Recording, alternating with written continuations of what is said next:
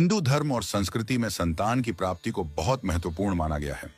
संतान का जन्म न केवल परिवार के लिए बल्कि समाज और धर्म के लिए भी महत्वपूर्ण है।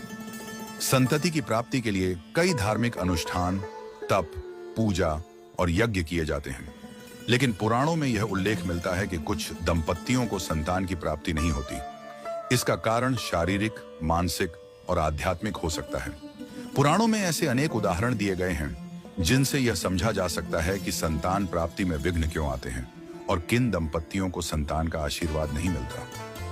1. नैतिक और मानसिक दोष।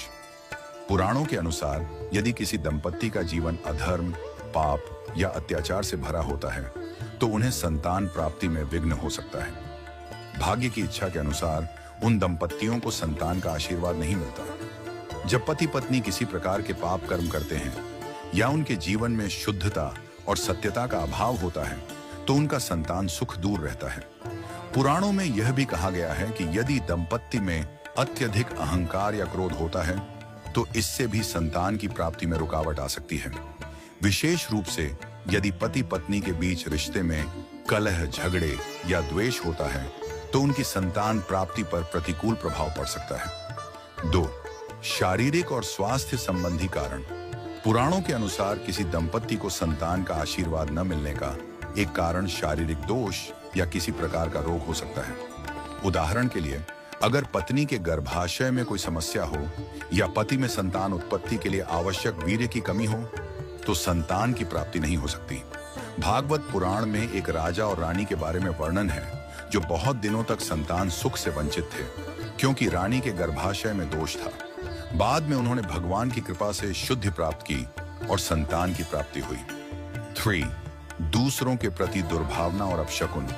पुराणों में यह भी बताया गया है कि अगर किसी दंपत्ति का जीवन दूसरों के प्रति दुर्भावना, द्वेष या अपकार से भरा रहता है तो उनके लिए संतान सुख प्राप्त करना कठिन हो जाता है। विशेष रूप से यदि वे किसी के साथ अन्याय करते हैं या किसी को नुकसान पहुंचाते हैं तो उनका पुण्य समाप्त हो जाता है और इसके परिणाम स्वरूप संतान की प्राप्ति में विघ्न आ सकता है। महाभारत में दुर्योधन और उनके परिवार का जीवन पूरी तरह से द्वेष और अहंकार से भरा था, इसलिए उन्हें संतान सुख नहीं मिला और उनकी संतान का अंत भी दुखद हुआ।